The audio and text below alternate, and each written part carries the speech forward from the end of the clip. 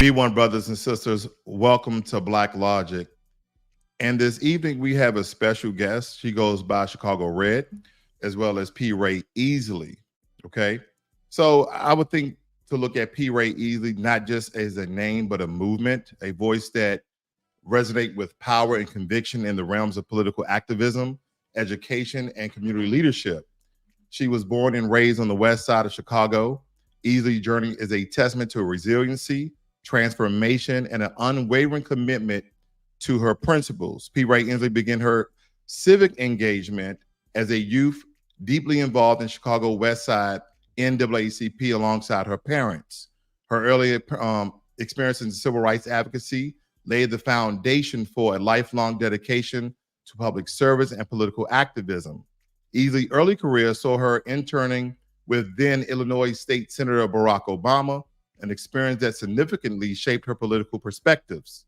However, disillusioned by the policies she witnessed during Obama's presidency, particularly the impact of the 2008 housing crisis and the Affordable Care Act, she took a bold step and relocated to Senegal in 2016. She co-founded the IQR, a bilingual academy, West Africa's first Islamic bilingual international school, and also worked as an English literacy consultant, expanding her global perspective and deepening her commitment to education equity.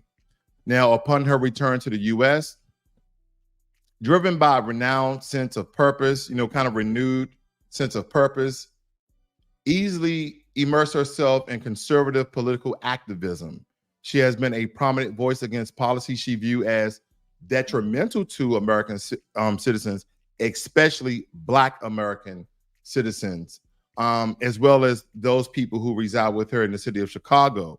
See, her advocacy has been marked by an outspoken criticism of the allocation of city resources, how other groups of people are utilizing all of the city resources and not those ones in need, highlighting the financial stains caused by illegal immigrant funding and advocating for the prioritization of American citizen needs.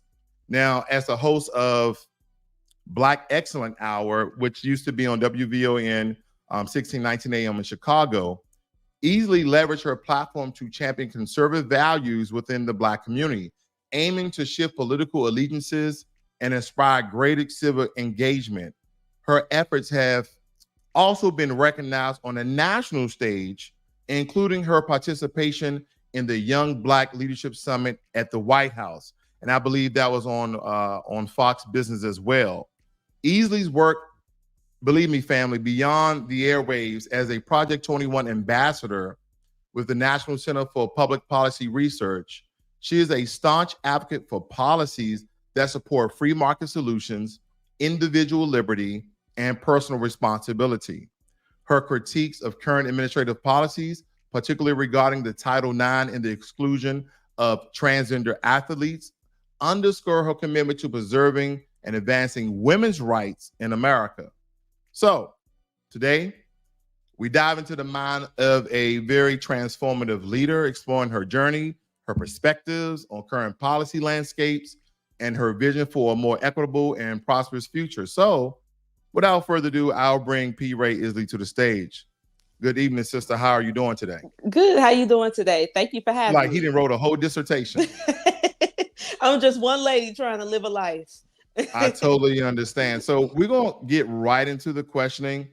I think we're just going to basically, family, examine the system, a system that portrays, treats, and incarcerates Black Americans disproportionately. And Black Americans not only over-policed, but also subjugated to judicial system that kills them with impunity. And we're going to talk about reparations. We have a good line of questioning. I want to see what the sisters' mind is at about these things. So,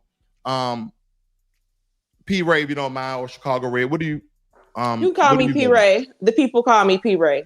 Okay, so P Rae, you've been a very vocal about the negative impacts of illegal immigration on foundational Black Americans. Can you elaborate on how illegal immigration affects job opportunities and wages within the Black community, especially for your citizens there in Chicago? Yes, I can. So I always talk about my family because I love my people and where I'm from. My grandparents, when they came up here in the 50s, they came from central Mississippi, not the Delta. My grandma said we from the hills. They were from the poorest town and the poorest state in the country, okay? Dope, poor, cotton picking people. And they came here and were able to join the middle class because of the access to manufacturing jobs here. As you see right now, I'm in a house that got desert red walls. This is my grandma's house that her and my granddaddy bought in 1972 so that their grandchildren could always have somewhere to live. They were thinking about me when my mother was 15 years old, okay? And so with that, they were able to come here and work in manufacturing. Now our people cannot do that because you got illegals coming here who are undermining the minimum wage. Every time they raise the minimum wage or come up with these wage laws, that results in Negroes, I use the word Negro, that results in Negroes becoming unemployed. And so what Trump did is one of the reasons I love him is that he sent the feds up here and they raided all those factories. Then my neighbors who were out here, doing their thing on the street, when they got factory jobs, then they got pay stubs. Then they were able to take advantage of the Trump low interest rates and they went and bought houses too. So that happened because they removed the illegals out of the workforce. And then we also have to understand that not only on the workforce level does it affect us, but when they come here as a sanctuary city, they're bringing international illegal crime here as well. So that lures people into a lifestyle of crime because they're making it readily available when people would have just probably may have got the factory job if they didn't have to move some weight. So, they're affecting us on every single level. They're making concessions now for them in the Chicago public schools, where you can be an illegal and work in the Chicago public schools. Matter of fact, the last time the teachers went on strike, one of their stipulations in the contract was for them to be able to hire illegals in the schools. And if the illegals got caught, then they want the Chicago public school system to pay for lawyers for those illegals. So our kids miss school.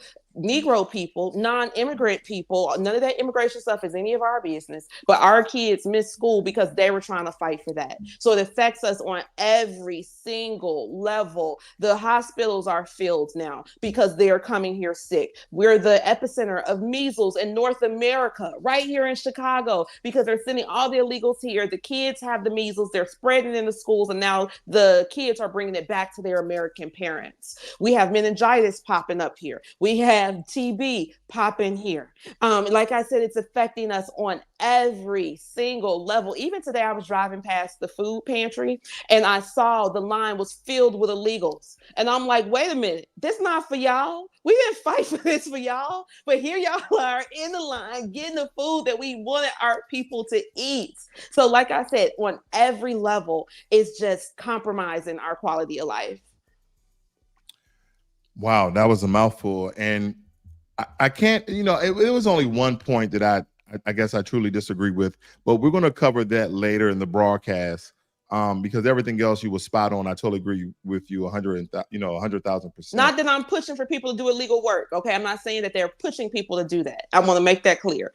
People can do what they want, but I'm saying they're just setting the stage for this criminality. Well, if they're not hiring citizens and they're hiring illegals because they can get them at a lower rate per hour, then essentially they are pushing illegal immigration because that's an incentive to come over here as an illegal. So I'll say it for you. Mm-hmm.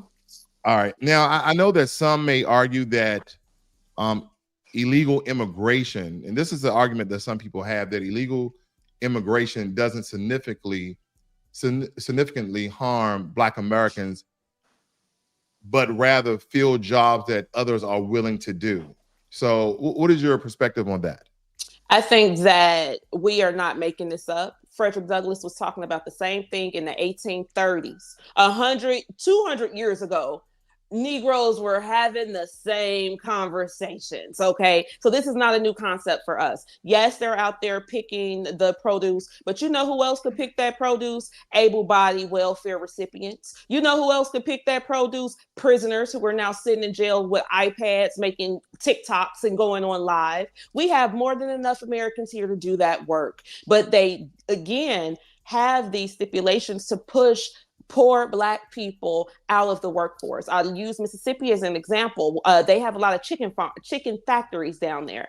They fired in the Tyson factory. We're boycotting Tyson right now, but they fired all the Americans and then went back and hired some illegals in their place. Or and that was in Iowa, but in No, Mississippi, I actually our covered it. people, I actually know the yeah, story you're talking about. Yeah. yeah, but in Mississippi, they our people wanted to unionize, and after they unionized, they fired them and went and got illegals. So this is again not about jobs that people don't want to work. Here, Chicago, we're a sweets city, so we got like bakeries and candy factories and all that kind of stuff.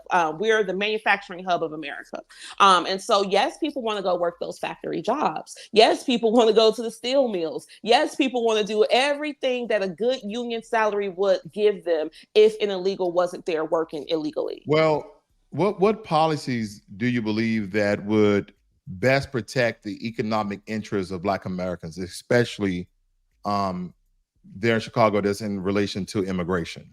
We need to first eliminate all sanctuary status, all sanctuary policies, DACA. Anybody who is here illegally has to go immediately, which is why I'm supporting Donald Trump 10 toes down, because he said it's going to be the largest deportation operation in American history, and the west side of Chicago is about to help him. Okay, as soon as Trump takes his hand off the Bible at the inauguration, we're going to pick up our phones and call ICE, because it's a big job to do. We're going to be praying for ICE. We're going to give those people Starbucks gift cards because they got a long job to do. Now, that's the first thing we must do. Get rid of sanctuary policies. Then we also must close that border, because what that border does is allow the illegals to come here. Third, we have to put tariffs on products that have now been produced by companies that decided to leave the country rather than pay fair and just American wages. So like Trump said, if this car company left and went to Mexico, we're going to put 100% tariff on them. And then they stayed here.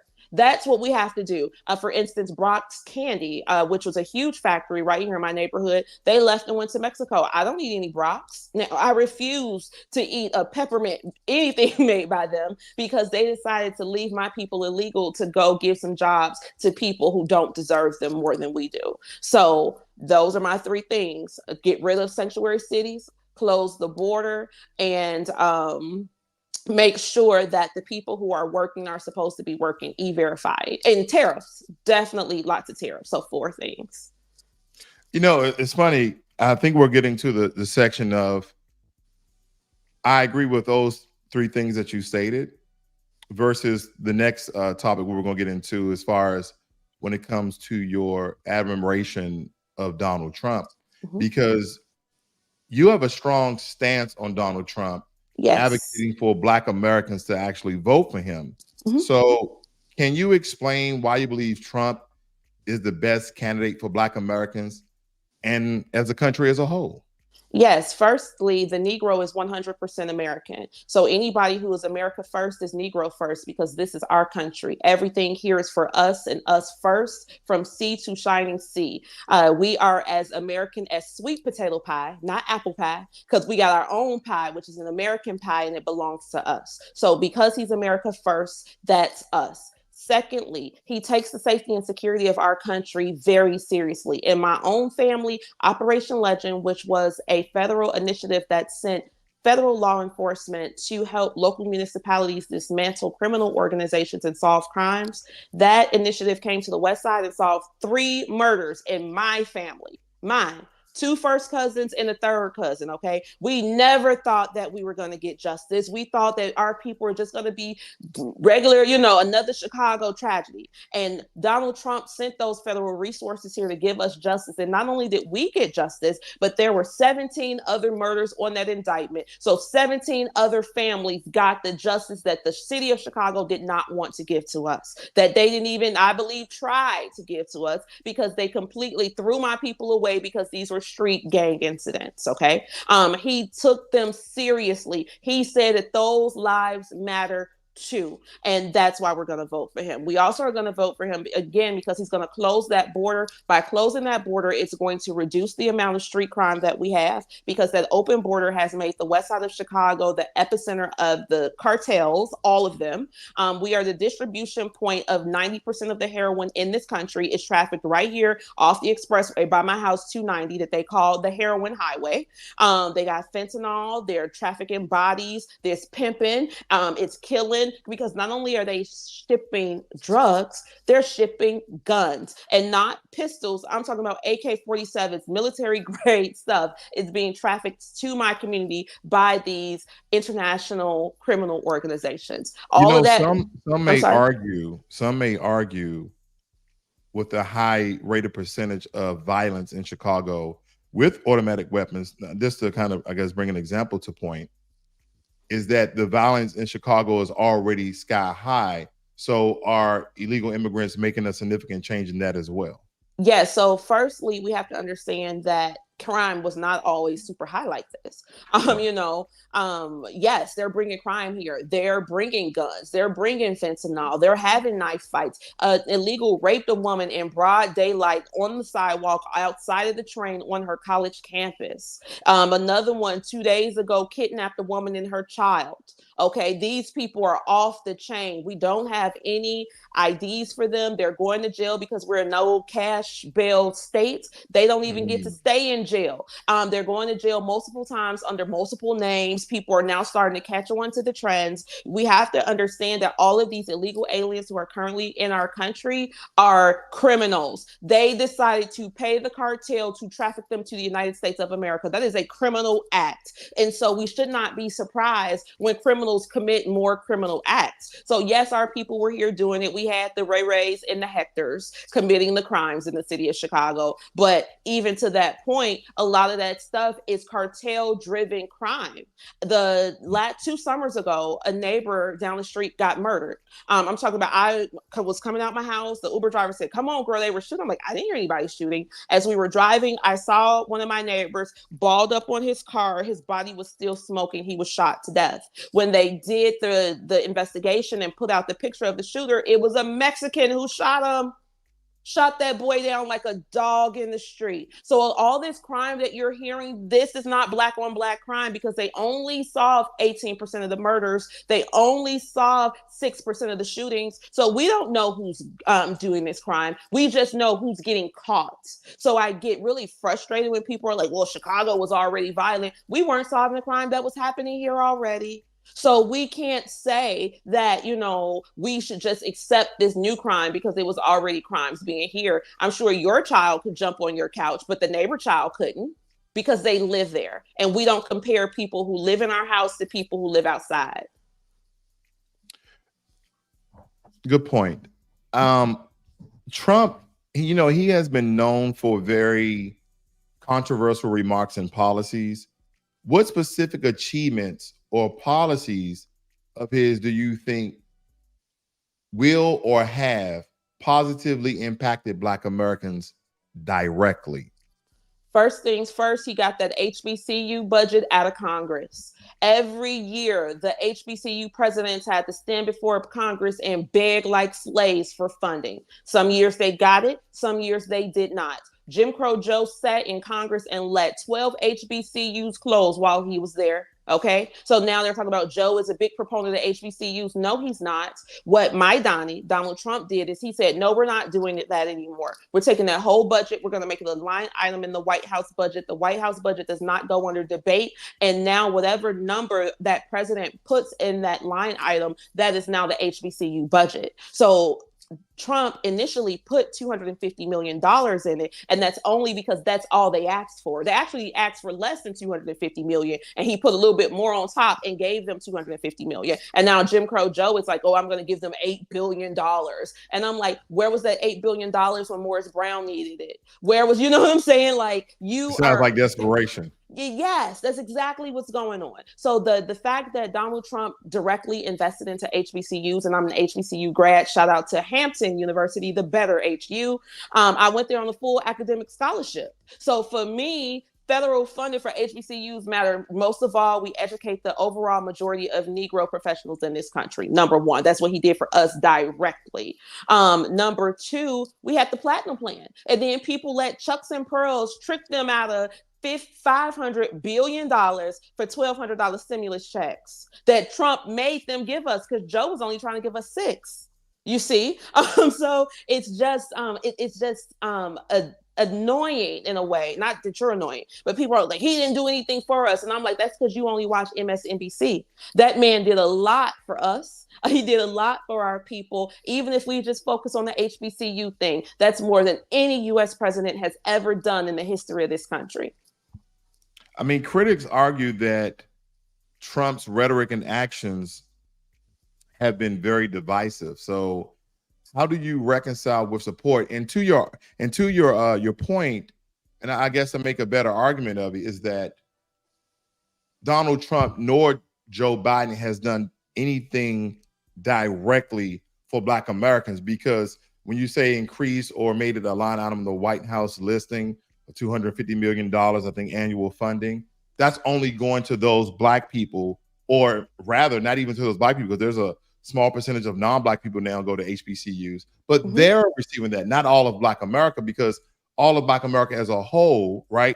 We're now slipping into a fourth place when it comes to, well, we're already in fourth place, as a matter of fact, when it comes to the wage gap or our economic stability. So when you curtail policies and legislation that are only directed to certain points, but not to the Black intellectual class. Go ahead. Yeah, no. So it's funny that you say that. The last conversation that I had with my father before he had a stroke and passed away was about this exact thing. We were talking about reparations, and he told me that reparations came to the baby boomers under affirmative action and Pell Grants and that kind of stuff. And I was like, Daddy, that only applies to literate Negroes, to the Black intellectual class. But being literate was not a prerequisite of whether or not you were going to be impacted by Jim Crow terrorism, right? So I get that point. I'm telling you, I get it 100%. However, when he's like, what have you done for Black people? I can't say that he's done anything for Black people, but to that same point, we have not even defined ourselves, right? This is why I use the word Negro. This is why Clarence Thomas, in his opinion, literally wrote, we cannot have race-based things, but we can have lineage-based.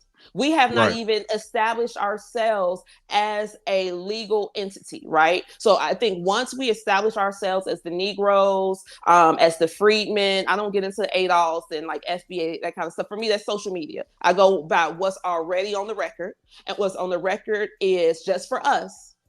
That only applied to us pre-1968 when they started allowing the foreign Black people to come in. That is the Negro, that is the freedman. Once we establish ourselves as a legal entity, then yes, we can get plenty of stuff. But I'm not going to go advocate for immigrants, Black immigrants, to come eat off the trauma of my people. No.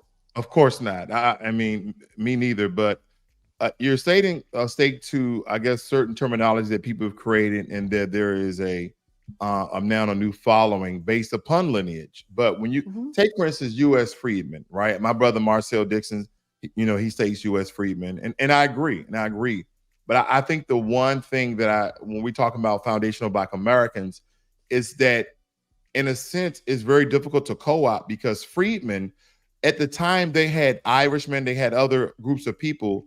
They're also labeled as freedmen. I don't know if you ever read about that. I did. So those were actually labeled as refugees. And but they also labeled as freedmen as well. So the only thing I'm stating is, does freedmen directly tie to race? Well, okay, so then freedmen includes those Irishmen. Then get rid of that. We're going to say the Negroes, because the Negroes are us. That nobody else has ever tried to co-opt it. Nobody else has tried to say, I'm a first generation Negro. No, you're not, right? Because that doesn't exist. So do we have to put American on top of it? Or U.S. American? No, because when we're talking in the United States of America, the Negro is us. We don't have to, nobody has to say you are the American Cherokee or you are the American Choctaw. No, you're the Choctaw, you the Sioux, you the Chickasaw, right? We are the Negro. We are our tribe. We are 100% American, a beautiful, unique hybrid of African, European, and Native bloodlines exclusively found in the United States of America. That's us. And we don't have to throw American on anything because there's nobody in this country more American than us. Okay. I mean, I know that can go into a much deeper debate, but I'll let that reside. Now, under Trump, there has been an increase in funding for, and will be if he becomes president again, for police and police protection, such as strengthening even more so qualified immunity. So, how do you justify supporting a candidate who has strengthened law enforcement in given the disproportionate impact on Black Americans? And when they go out and kill a Black American unarmed, unjustly, what are your thoughts on that? So I think that it's two-pronged. One, I live on the west side of Chicago. I want criminals to be locked up and put in jail. Do you I agree. understand me? I have no sympathy for criminals. I don't believe in victimizing villains. I don't want to hear about your mama whooping you when you were little, how you was hungry and pissy. Nope, that don't have nothing to do how you put that gun in my face right now. You going to an Illinois state prison if I got anything to say about it. Okay, so that's the first thing. I want to make that clear. However, when we talk about police brutality and police misconduct, if we are going to give them strength and qualified immunity, we also must strengthen penalties for rogue policing. They have to be done at the same time. Now, if we are not pushing for stronger penalties to get people to turn police away from, being rogue officers, then get rid of that qualified immunity stuff. I don't support it. But if we got both of them, heck yeah, I want it. No. Yeah, no, don't you believe you have both? That's sort of a legal contradiction, so to speak. So I'll give you an example. What happened to Mr. Castillo in Minneapolis? Remember, he had the gun. He was legal. He told them, I got my gun. Let me get my stuff. They still shot him, right? That has to be prosecuted as a crime. What happened to that man down in Memphis with those 5 officers, those 5 Black officers? What they did to him was a crime. And that has to be prosecuted as a crime because that is outside the realm of their profession. However, if we had an officer who saw a man kick a baby, right? Kick a baby and slap his juice out of his hand, right? Pop the baby upside his head and then kick him in the back and kick his bottle. If that police officer catch that man and punch him in his chest for kicking that baby, you don't keep your feet to yourself. See, I think that we have really been investing a lot of our social and political capital into victimizing villains and legislating for the lowest rungs of our society, which is why we talk a lot about, policing and criminality, when the overall majority of us will never have those experiences. Not that I'm saying that we are going to discount those experiences, but the majority of us are law-abiding citizens. So why should I put the majority of my political and social capital into advocating for criminals, the very people who are terrorizing my community, selling us poison? One of my homegirls died off a fentanyl pill, and guess who didn't sell that to her? A white man from the suburbs. She got that from somebody over here. Okay. So they are committing crimes. They're poisoning the people. They're lowering our property values. They're taking wealth out of our pockets. And if the police have to step in to make that stop, okay. That's why I pay taxes for the Chicago Police Department to show up when I call 911. So I take it, are you for wiping away qualified immunity from police? No, I just think that if they have qualified immunity, it has to be juxtaposed against direct penalties for rogue policing in order to deter that. Because if you have qualified immunity, then the logic states that they're going to be more rogue, right? They're going to be, worse because nothing's going to happen to them. Their job description and the boundaries of those job descriptions have to be firmly defined, and there must be very harsh penalties for stepping out of it. I guess what I'm getting at, and how do you increase the probability of Black Americans receiving justice when police officers have qualified immunity, which is kind of an airtight protection? Very few police officers, when killing or harming or assaulting um, a black person, rarely they get fired and rarely they go to jail. A lot of times, and even if they do get laid off or fired, they go to the next city, the next county, the next state, and they still licensed to carry a gun and be police officers. So I guess so then that's a when you part of when you that. That's a part of that.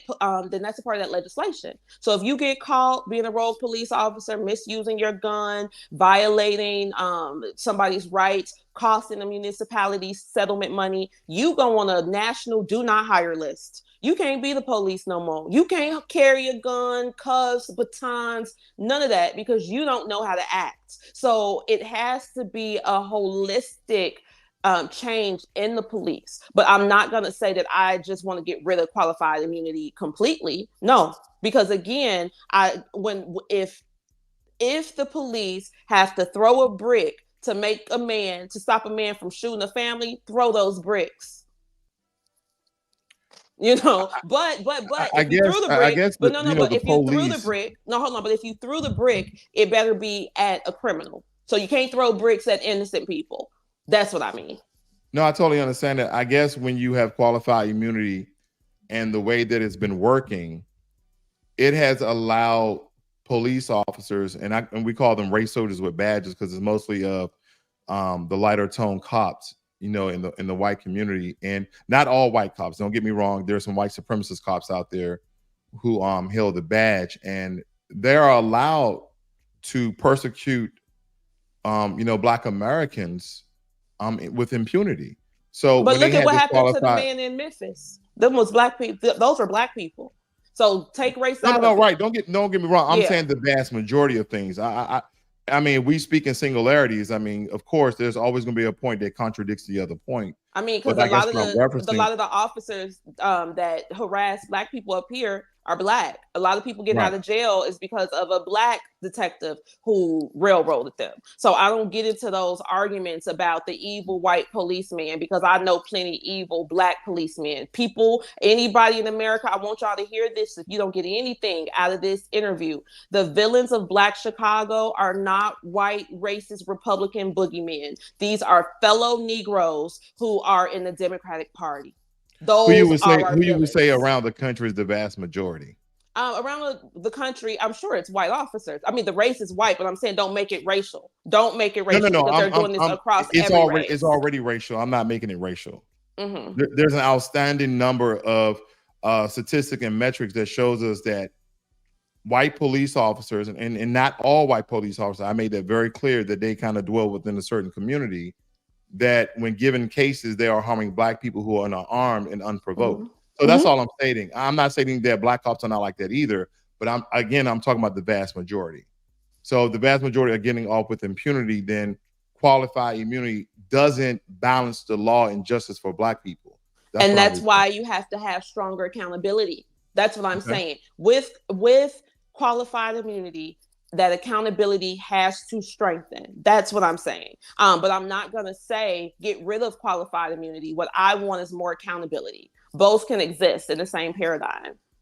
I believe that they can. I'm just stating on the current state and how effective qualified immunity has really assisted and supported a lot of police officers who have committed crimes. Because again, nobody has qualified immunity except police officers, law enforcement, and illegals. Because if you kill someone on your job, chances are you're going to prison for the rest of your life. Yeah, but then we offer immunity in other ways. Look at the illegals. They're here committing federal crimes. Ain't nobody sending the feds after them. So that's what I'm saying. Like, we see this in multiple spaces where people are not being properly prosecuted for their indiscretions. And that's where that accountability comes in. Black Americans are. Well, come to Chicago. I bet you ain't going to see it. I just told you. And I get it. I know that you're operating within a pocket. No, but not even a pocket, because Chicago is not just violent. I just talk about Chicago because these are the statistics that I know. And I know that the Chicago Police Department has an 18% murder clearance rate, which means if you kill somebody, you got an 82% chance of getting away with it. You understand me? So that doesn't mean that our people are being over prosecuted. If you read the Chicago news, you're going to see that people are carjacking, getting out of jail, shooting people, getting right back out of jail, selling fentanyl, getting right back out of jail. So yeah, they're going to jail. but they're not making them stay. And the reason that they're not making them But you're stay referring to is non-black people, correct? no, no, no. I'm talking about Black folks, fellow No, Negroes. well, But hey, hold early in on. the conversation, you stated that majority of crimes in Chicago was not being committed No, by I said black they. No, folks. no, no. I didn't say that they were not. I said we don't know who's Okay, committing those crimes. But out of okay, that fair enough. 18% that they solve, those are our people. And what I'm saying is that not even the murders, but just burglaries, robbing, carjacking. People go to jail and they get back out of jail because of things like no cash bail, because they're putting people on house arrest. And then in Cook County, if you're on house arrest, you get a 48-hour reprieve, which like 48 hours of free time. So you can go outside and commit some more crimes and then come back in the house and then wait for your next 48-hour reprieve to come. That's what I'm talking about. There is no accountability, and the lack of accountability has made everybody unsafe. It has made the police not want to properly police because they think if I do something, I'm going to be on TV. It's made the criminals say, well, it's okay if I go to court, they're going to let me right back out, or they're going to put me on the ban. We ain't got no bond, so now there's no deterrent to chaos. We need more deterrence. Like it has to happen.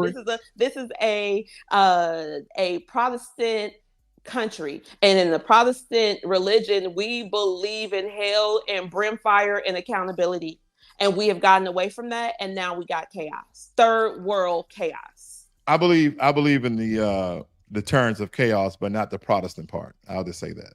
Mm-hmm. Okay. I know that you've made some compelling arguments for why Black Americans should support Trump, but how do you address his administration rollbacks on civil rights protections, like what, and some of his fair housing regulations that disproportionately affect us? So he helped Black people through his housing in Chicago. That's why I went to the White House in 2018, specifically to talk to Dr. Ben Carson about the fact that the Chicago Housing Authority had hoarded $1 billion for 20 years after demolishing 95% of public housing in the city. Chicago has a problem because they tore down the projects and kept the money that they were supposed to use to rebuild them. And so now Trump came and he said, we're going to get rid of that aldermanic prerogative in the city of Chicago. The aldermanic prerogative was put in place in the 1930s when Black people first started coming up here by white aldermen that let them veto any developments that they did not want in their wards. And so because everyone was saying, I don't want projects in my ward, then CHA was able to keep all the money. So Trump said, we're getting rid of that aldermanic prerogative, and CHA, you're going to spend that money. And now they're building housing in the city of Chicago. Now, Brandon is still playing with the CHA money, which is why, again, I got to get my man back in office so we can spend this money and get our people housed and out the shelters and the girls out of their vans where they're sleeping with their children, right? We want to get our people out of Iowa. We want to get our people out of Wisconsin. It's a whole lot of Black people down in Atlanta and Texas. Y'all don't want them there, and they don't want to be there. They want to come home and drink delicious Lake Michigan water and eat Italian beef sandwiches, right? So we know that has to be done through housing, and Trump is the only president that has taken tangible actions to make sure that CHA is spending that money. So I don't get into none of that stuff that him and Fred, his daddy, were running back in the 70s. His father was a German immigrant who was indoctrinated into the Democratic Party when he got here, and they taught him those negrophobic acts. And then when they say you can't do that, the good old Dixiecrats, voila. Right. So his dad came here, got indoctrinated into that Dixiecrat culture in the early 1900s. And then when they said, y'all can't do that no more, Trump said, cool. Okay. And they stopped. You never heard anything else about it. Now, when we talk about how Trump is rolling back our civil rights, what civil rights did I lose? What civil rights did the administration push back? I think okay. So I'll just give you the reference because it's quite a bit that Trump has. I can't see that. Roll back to the point where they actually. To the point where they actually made a whole entire website dating back. Give me three. Give me three. I'll just roll it because I don't want to Who published this? This is from the Leadership Conference of Civil and Human Rights. I don't believe in none of that stuff because we don't need to go over it, right? No, we can't. No. What I'm saying is this. I'm a Black woman in America. I don't need white liberals to come into my space and let me know what rights I'm losing. You don't know what rights I'm losing. You don't know how I'm enjoying my rights. This is what you think. These are your definitions of what civil rights rollbacks are looking like. So that this didn't happen for me. Propaganda. I believe it's 100% propaganda. Okay. 1000% propaganda, because again, we have no tangible evidence of Black people losing any civil rights between 2016 and 2020. Why is None. that though? Why is that? Why is what, love? Why don't we have any proof of Black people losing civil rights? Because it didn't happen. That's You why. know Do why you though, think? right? Do Do you you know think why? that? Because it didn't happen, and I'm gonna tell you why I know that it didn't happen. If Donald Okay. Trump was taking civil rights from Black people during his administration, all of those talking heads would have been stepping on his back, running to the courts to put in lawsuits, telling Black people that he was hurting us. They weren't doing that. All they kept saying is that the man was racist, that he said shithole countries, which I believe is a lie, that he and his friend Prescott Bush were having locker room managed talk on a hot mic, and I should be offended when I know this is how men talk in private settings. So I don't care about any of that tabloid stuff. I look at tangible things in my community, and I know that he helped my people get jobs by tightening up immigration. I know that he came here and solved crimes and actually helped people stay in the community, because if you are in a neighborhood and you see all these people getting shot, the first thing you think is, I gotta leave. When Trump came and got all of those murderers off the street, people were like, huh, all right, maybe I can do another year. You know what I'm saying? Like, that's what I look at. But like all these tabloid, he's a rapist. He wasn't convicted of rape. Actually, he was not. He got convicted of like sexual abuse or sexual touching, but not rape. And again, I don't care. That's not my business. My business is the business of the Austin community, the west side of Chicago, So the you're city not of worried about the morality of a man. I don't listen. What morality? What is the moral compass that I should judge a man by? I'm just asking. He's not my I'm man. No, I don't care. I don't. That's not my man. So you know what I'm saying? He's a man, not my man. And so if that works, if his morals work for Melania, that's cool. I don't care about that. I care about what his policies, how his policies impact where I live and pay taxes and the people that I love. That's what I focus on. I can't mind other people's business. As I say all the time, I can't pick your cotton. I'm too focused on what I got going on. Remember, we were talking about, and I think you came in strongly, but I was talking about the reason why Donald Trump hasn't effective civil rights for Black Americans. We agree. He hasn't rolled back anything, or we haven't seen the effects of him possibly rolling back any rights or benefits that we may receive for civil rights. And the reason why I was getting at is because Black Americans never received civil rights. A lot of the immigrants received civil rights. When you look at the tangibles, when you look at certain initiatives like affirmative action or DEI, a lot of those the people who have benefited the most has been people who are immigrants to this country and also white women. And white women as well. Yeah, and so then that's why I say I agree with you when you're saying that he didn't roll back civil rights, because we really haven't benefited from civil rights. So I guess that's the point that I was getting at. And I get that. I think that we have benefited. Well, one thing for me, I look at the civil rights movement as an act of Congress that had to be put forth to stop the state-sponsored domestic terrorism of the Negro. Okay. So in that sense, they were very effective. And it's very important that we mention that the Civil Rights Act was actually pushed by the Democrats in the Congress at that time and signed by pushed by the Republicans at that time and signed by a Democratic president, because Kennedy and Johnson both voted no to the Civil Rights Act in 54 and 60. Okay. So we got all the evidence. However, when we talk about civil rights in the sense of like being able to take advantage of the society as we needed to. What was preventing us from doing that was not the lack of civil rights, but state-sponsored terrorism called Jim Crow. So by criminalizing Jim Crow, that gave us access to the society, if that makes sense.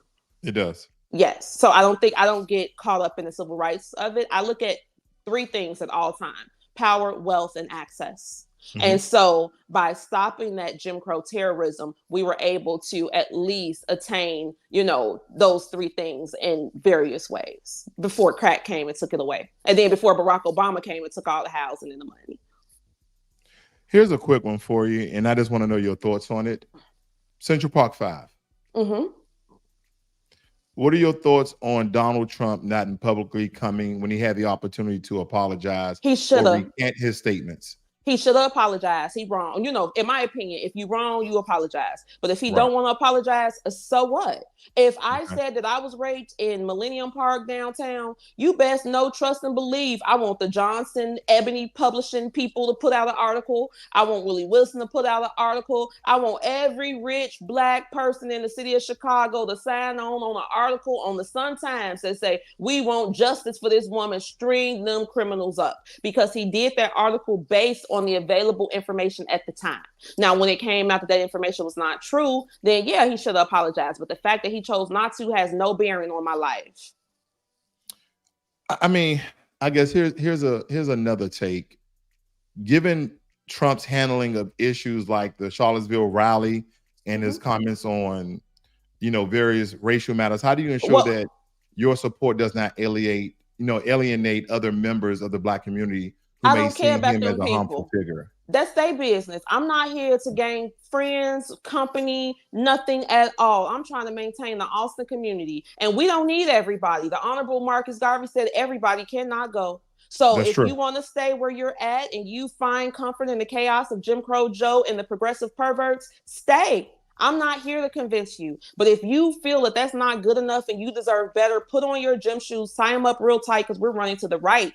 It's time to go. We can't allow these people to just keep on playing with us like this. And even when we talk about the Charlottesville riot, what he said is that there were good people out there too. Now, and that's true. There were good people out there. He said Even it was with fine people on both sides. there were right? fine people on both sides, and that's the truth, right? There's truth in that. There were fine people on both sides. It wasn't like one side was the devil and one side was the Lord. Like everybody got good and bad on both sides. When we talk about January 6th, there were 50,000 people out there.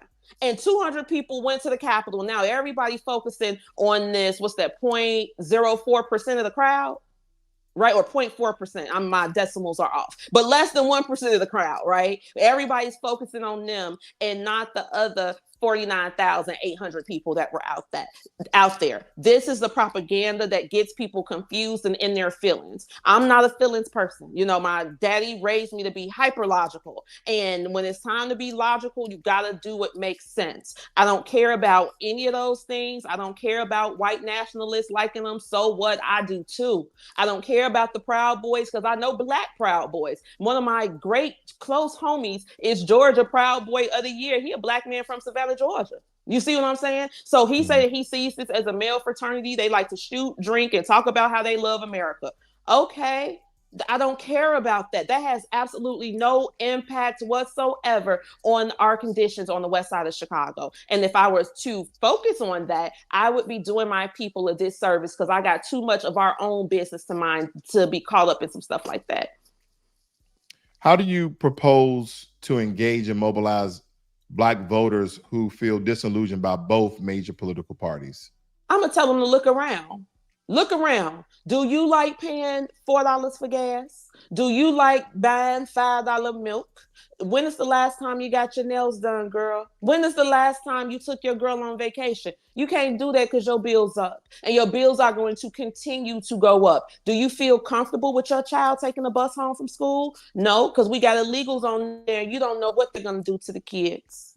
You understand? So if you don't love yourself enough to want something better for your family, that's your low self-esteem. That's between you, your mama, and God. You got to take that to the altar or the psychiatrist. But for us, for the people with good sense, we got to go. I'm not convincing anybody. If I have to convince you at this point on May 22nd, 2024, if I got to convince you, stay where you at. Because you can't come help us. You know what I'm saying? You're okay with that. You find comfort in that. And that's okay. I'm not gonna call you out your name. I'm not gonna make Twitter spaces talking mess about you. It's okay, that's your business. All we need is 30% of Negro people to flip this. And I'm positive that we got those numbers. And then once we flip it and everybody starts being prosperous again, we can go on with our lives. And then they won't even have the batteries in their backs that they had before charging them up to attack the president, because they will be able to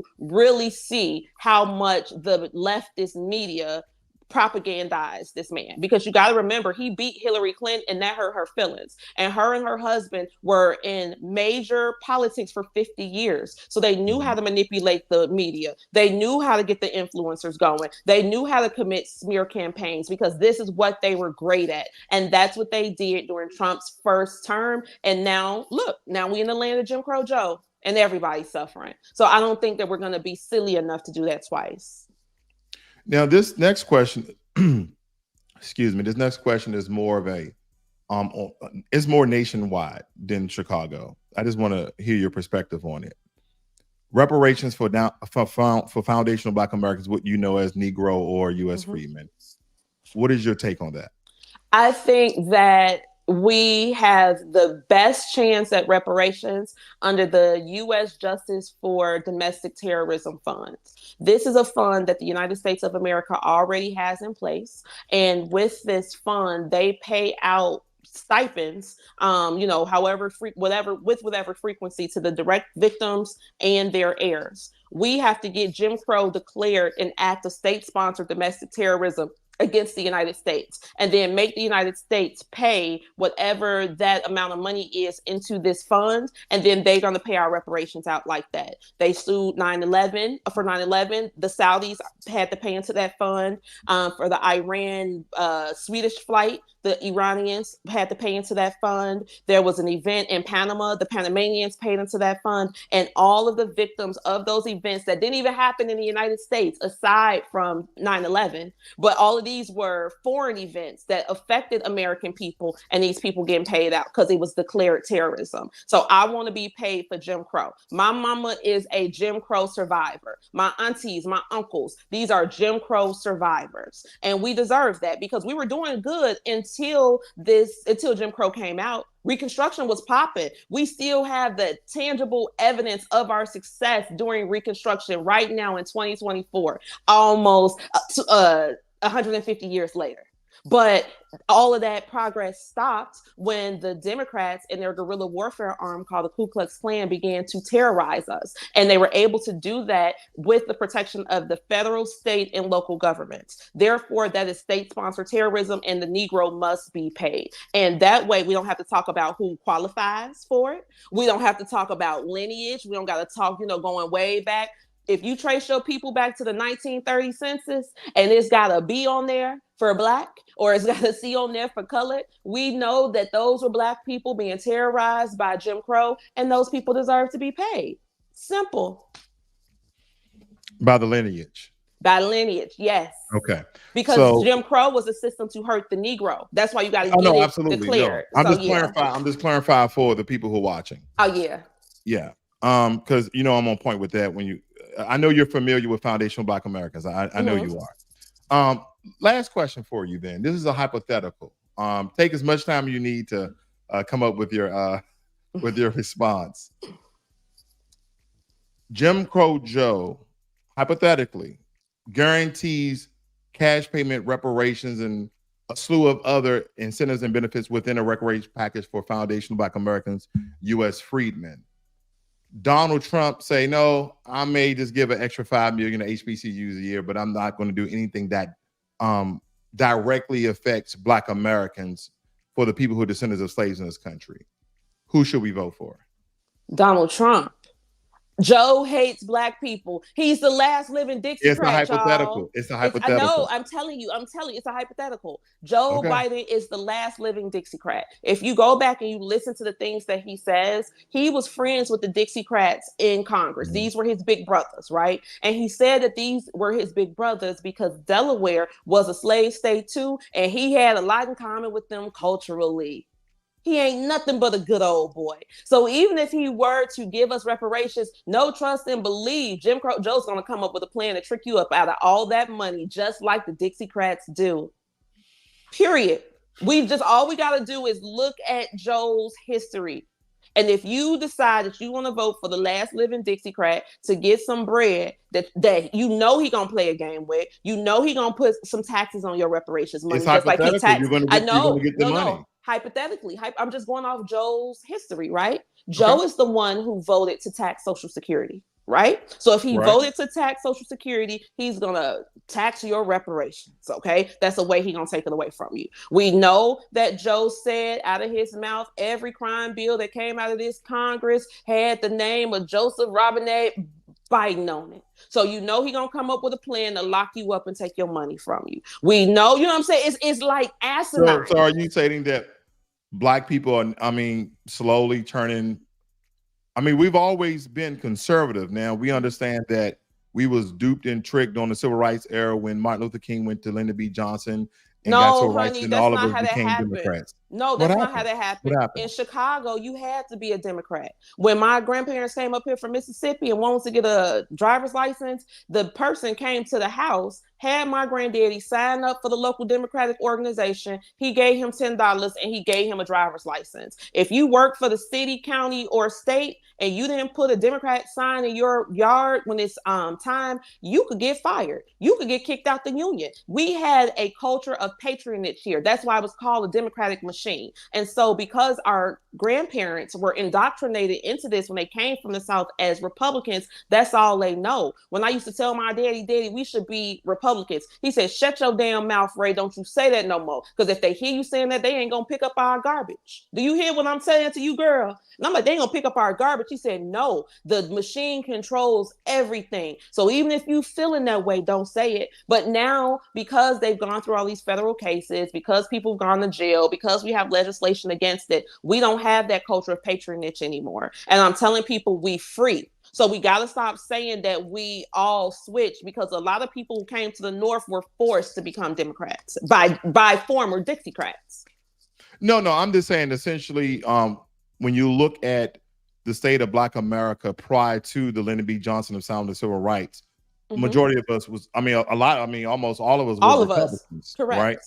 right? But we've always had a conservative mindset, and that's why when that change slowly to happen, however it changed, there was probably many routes the way that Black folks became Democrats. And that piece of legislation, Martin Luther King got behind, that essentially converted people to be Democrats.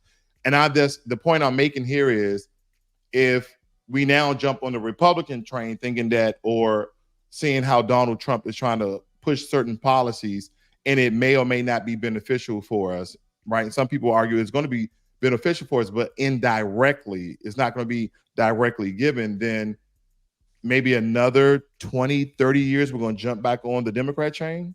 Well, we don't know that. Again, I don't know anything about the white Republican boogeyman, but I know a whole lot about that Democrat Negro boogeyman, and I'm getting away from him. So if I got to run out, what boogeyman were we referring to the Republican Party? Because I don't think I named it. I didn't. That's what I'm saying. He doesn't exist. But that's what they tell us. If you go to the Republicans, they're like nothing but racist white men, and they're gonna take away all your rights and put you back in chains. That's what Jim Crow Joe said, right? And so that man doesn't exist, because the man who put the majority of our people in chains in modern history is Joe Biden, and that's a white Democrat. You understand? The people who are in charge in my state, we have the most Black elected officials anywhere in the country in Cook County. Those are the people who are making these decisions that are harming us. So if we run away from the Democrats and we get to the Republicans and they're no good, at least the Democrats will treat us better when we come back, because they'll know we'll leave them. We got to treat these people like a bad mate. That's a really good point. DT Pointer states that political affiliation is not a requirement to march in lockstep. So I guess to his point, he's like, why are you strongly...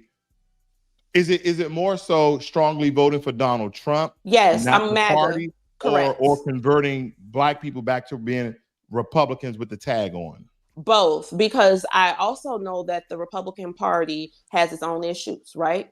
And I tell people all the time, when we come to the Republican Party, we come to talk about Negro issues. We're coming to continue the conversation that our ancestors started. I don't want to get into y'all rhino conversations and Mitch McConnell and Speaker Johnson. That's cool, as an American person, but that ain't the business I'm coming on. I'm coming on, again, straight West Side business, Chicago business. And I hope that other people send their representatives to the table to handle their business as well. But Donald Trump brought me to the tent, and I am 100% pro MAGA policies, because this is my country. This Okay. man. And anybody who want to make my country better, you got my support, because I want to make it great too, not only for my baby, but for her children as well. Just like my mother and grandmother and great grandmother and every woman who came before me and man who came before me made it great for me. That's it. I don't understand how Negroes could be anti-MAGA. Like, are you not an American? How is MAGA offensive to anybody? And then people say things, P Rae, when has America ever been great? Like, you ain't read nothing. If you got that, not you, sir, but I'm saying people who proudly say I'm not this. taking it personal. No, I'm not yeah, taking but it personal. you know, people who say this with their chest out proud. America ain't never been great for Black people. You ain't read no books. You never took an American History 101 class. And then again, shout out to the Better HU, because Hampton is very thorough in their American history classes, because, you know, the first slaves were sold down the street from Hampton University at Point Comfort. So we have a long Negro documented history. You know why at people Hampton. say that, right? Say what? Say that America has never been great to the American Negro. Because of what they see now and the propaganda. We had Jim Crow Joe go tell a class full of graduates at Morehouse College, America don't love you. You know what I'm saying? Oh, you got this. What the hell? Why would you tell these men that at their college graduation that's the president of the United States? So if you the president and you know that America don't love Black men, how have you tried to increase the relationship? How have you tried to press? But that's what I'm saying. That's what I'm saying. But that's what people like him do. They come to us and they tell us these things to lower our self-esteem, and then we believe that propaganda. That's why I keep telling people my message is a message of self-esteem, of high self-esteem. That's why my message is resonating very well in Chicago compared to other Black conservatives, because when they come talk to us, they talk to us about our deficiencies. We ain't got no daddies, we ain't got no marriages, we ain't got no money, we ain't got no education, we ain't got nothing. Negroes, y'all ain't nothing. And I don't do that. I tell people, everybody know what's wrong with them every morning when they put their feet on the floor. So I don't have to come and remind you of your fallacies. So instead, I'm going to tell you what's great about you. I'm going to tell you that this is your country. I'm going to tell you that don't listen to the children of the immigrants tell you anything about your country, anything about how your country feels about you, anything about the resources that you deserve, because all they're trying to do is come and eat your piece of the American sweet potato pie. Stop listening to these people. I guess the larger argument is when someone states things of that matter, why some people will not, they'll be anti-MAGA versus pro-MAGA. Either they love America. I mean, Foundation Black Americans, I've never heard someone on code state, because I know we love America, but I'll say this. I cannot agree to it being great for Black Americans, because have you lived anywhere else? I'm sorry? Have you ever lived anywhere else outside of the country? I have lived other places. Where'd you live? I lived in Korea. I lived in Japan. I think for more than a year, those are countries I lived in. So, and I know that those are very homogeneous societies, but the Black people that you saw there living locally, how were they received? Were they living as well as Negroes in America? Oh, no, in my personal experience, Asia is very racist. Right. And it is don't get me wrong. I'm not stating that any country with my personal experience is better than America in race relations, but I'm stating the country that our ancestors and forefathers built, that we're still not creating policies for justice. Because I mean, there's always going to be a level of racism just because of the stark history that we have in this country, but actual regulation that is going to really prosecute those who harm us, right? Whether it be police or citizens. So there's different aspects to that, because when you look at the totality, I can never say America has been great for the American Negro. It's the same thing as Frederick Douglass stated, that while he's giving a speech, they asked him to give a speech. He said, "What is the 4th of July to a slave?" But and you know what? That I love Frederick Douglass. We're still in bondage. I love Frederick Douglass. I consider myself a Frederick Douglass Republican, but it also really frustrates me when Negroes bring that up in 2024, because you ain't no slaves. What? No, not you.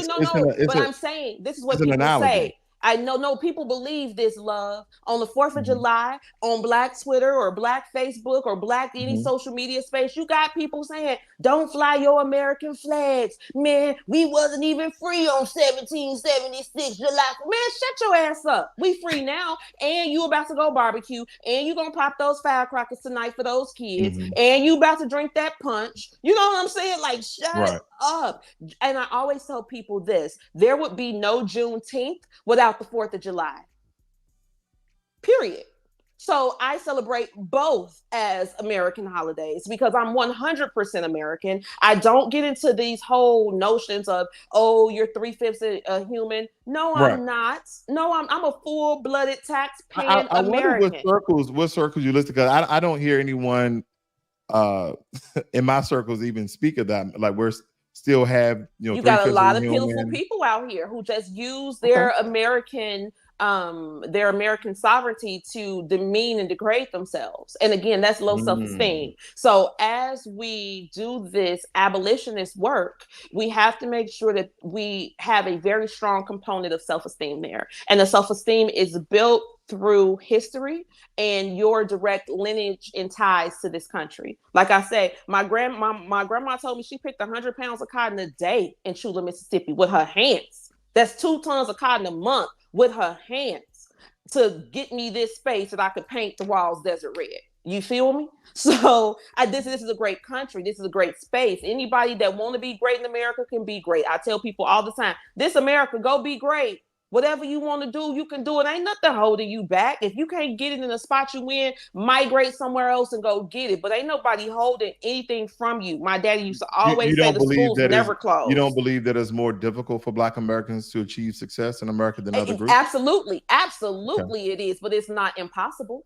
No, it ain't absolutely impossible. not. And that's Absolutely what I'm saying. not. Anybody who want it, going to get it. Like I told you, Right. when my people from in Mississippi, my grandma got 2 daughters with PhDs, with a 3rd grade education. Right. When they talk about, oh, the parents not reading to the kids at school and that's why they're not learning. No, because my grandma wasn't reading to my mom, to them. But they wanted it and they went and they got it. You understand me? My grandmother stood on her feet in poultry factories in the city of Chicago for over 50 years. Give us what I got. She stood on her feet and picked cotton for me to sit on my butt at a desk in an air-conditioned office. That's America. You understand? Like for me, I've seen this not only in my own life, but in my community. Everybody who's over here, well, not now because Obama took our houses, but let's say 05, this was a community of middle class homeowners. Obama was the worst thing for Black Americans. The worst president since Rutherford B. Hayes. It was Rutherford B. Hayes, then Barack Hussein Obama. But you got affordable health care, okay? No, but I left the country because of it, and it wasn't even affordable. He ain't no good. Anyway, I digress.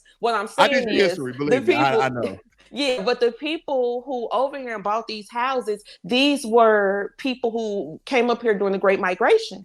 They didn't have nothing. My grandma said they were coming up here with no shoes on, living in boxcars. I'm talking about like thumping, making it work. And I asked her one day, it was a real cold day. I said, Mama, why did y'all choose Chicago? Why you ain't go to LA? Or, you know what I'm saying, somewhere warm. She said, baby, if you knew what we were running from, you'd have ran up here to this snow too. So the fact that, again, they were able to find a solution or an out of their very, very, very, very, very impoverished situation and come out on top to move from the impoverished level to firmly middle class in a lifetime, that type of economic mobility is possible in the United States of America. But you got too many people hosting pity parties and telling people what they can't do. And the people who are hosting the pity parties are typically educated Black folks. So we in the educated in the intellectual Negro class, a lot of us like to come back to Black people and tell them what they can't do while we doing it. Why? Because you think that you the notable exception and you ain't doing nothing but a whole bunch of regular schmegular American things. But you go to the people and you tell them, well, we have to fight this inequality and we're going to give people a universal income and we're going to blah, blah, blah. No. That was wild. The universal income is crazy. Yeah. You know what I'm saying? You better go you better braid some hair. You better, keep some kids. You better sell you some plates. We know how to get money. We've never been pitiful or ignorant in this country. Black people ain't never been broke. If you look at the old school pictures, they had on gold and lace in the 1900s. They were driving 4 deep in the cars in the 1900s when people were coming over here with nothing. We were thriving. So that's what I choose to focus on, how we were thriving, because it's easier to reach up. It's easier to dig down than to reach up. So we got to teach our people to reach up. 2 more things for you. If if Black Americans, which we're not a monolith, but monolithically combined as a voting bloc and not contributing, or alleging ourselves with one side or another, and we stood 10 toes down on cash payment reparations and a reparation package, would you support something like that? Yeah. Hell Okay. yeah. Why Second I thing. wanna, if I get a reparations check, you know what I'm gonna do? I'm gonna import some whale meat from Alaska and I'm going to roast it on coals that I got from Congo, and I'm gonna season it with gold flakes. Okay. You talk about whale meat. What the hell is going on? I'm gonna spend my reparations on whale meat. Okay. I want mine deep fried. But anyway. Now, last question for you. Mm-hmm. You represent the West Side. You know the ChicagoRed. Why not North Side, East Side, and South Side of Chicago? All of us together. All of us together. Why not you be, because you repping, right? And you're taking this. You already met Donald Trump. You spoke with him. So why not just be the representative of Chicago so you can turn Chicago, and by the way, Illinois red, as part of your movement? So I am doing that. So I was on the radio in the city for 3 years. The Democrats paid my station to take me off the air. Okay, because that's how effective I was in turning out the city. But with that being said, we're a community of, we are a city of neighborhoods. So the Austin community is America's largest small town. Like this is like straight, I say people on the South Side left the South and the people on the West Side brought the South. So we are our own little Mississippi town, Mississippi Arkansas place over here. But our movement is growing. Like today I went to City Hall and I saw a lady from out South and I'm like, why you don't be coming to my meetings? And she's like, oh, nobody invited me. I'm like, I sent you a hat. I sent her a hat. I'm like, girl, I got a shirt from you. I said, every meeting I'm looking at the door waiting on you. And she said, oh my God, I'm so happy you said that, because we got our group on the South Side and we've been thinking how we gonna merge with the West Side. I said, we already together, baby. You see? So that's what's happening. We got people coming from all over. Even with me having my meetings on the West Side, a lot of South Side people come out here because we own the same thing. It's just that because I live in Austin and I love Austin, I just advocate for Austin. Austin got me, but out South might have somebody else. Up North might have somebody else. Over East might have somebody else. But we all on the same page. And that's to get rid of this progressive failure that is bankrupting our city, making us very safe, and leaving Americans behind. Thank you. P Rae Easley, I thank you for joining me here today. Is there any last remarks, comments, or supporting your social media so people can follow you on your Twitter, if you can point that out to them? Yes, go and follow me at PRaeBEH on Twitter. I have a ball all day. I'm a very friendly woman, so I, I joke with the liberals and laugh at them and stuff. But I do give out good info, so follow me there. Also go on Black Excellence Hour on Facebook. That's my show. It comes on Sundays at 7 p.m. Central Standard Time. That's where we really have a lot of fun. It's a show for people with high self-esteem. So if you got high self-esteem, come on over and come see us. And then if you want to support our movement, please go to ChicagoRed.org, ChicagoRed.org. Sign up for our newsletter. You can catch our events and donate and support if you choose to. Thank you so much. If you will, just stay in the back channel so we can close out. Thank you very much, P Rae Easley. You're welcome. Thank you. All right, family. If you have any questions or comments for P Rae, go check out our social media. Answer those questions directly. We had some challenging perspective at the end there. I think that's good to stretch the conversation, because not all Black people are going to think or like, but I think we're all on one accord on the things that we need for Black America. And believe me, there's only one code, but people could be on a particular path that the code will lead them to do the right thing by our people. So essentially, she's standing up for the West Side of Chicago by the way of Chicago and doing things that are going to benefit the Black people there. And by that way, the nation and all. So I thank you all for joining me here this evening. I thank P Rae Easley for joining me. A very, very good interview. I appreciate the sister coming out. And again, you guys have a great and wonderful day.